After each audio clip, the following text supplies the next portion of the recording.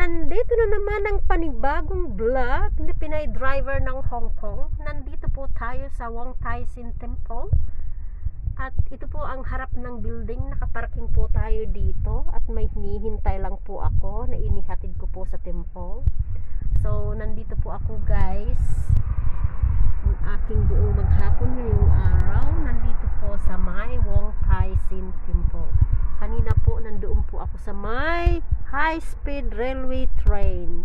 So ganyan po kalakwat sira ang Pinay driver ng Hong Kong guys. Kahit saang kasalok-sulukan ng Hong Kong ay dinadala ang paa nitong driver na ito gamit ang General Positioning Service, GPS po.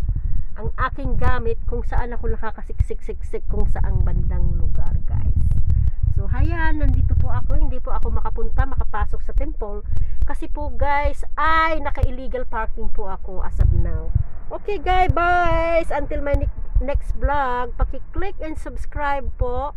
At pakitamaan na rin po ang aking bell button nang sa gayon, pag may bagong vlog po, may bagong upload ang Pinay driver ng Hong Kong ay updated po kayo guys. So maraming salamat. Until my next vlog. Bye guys.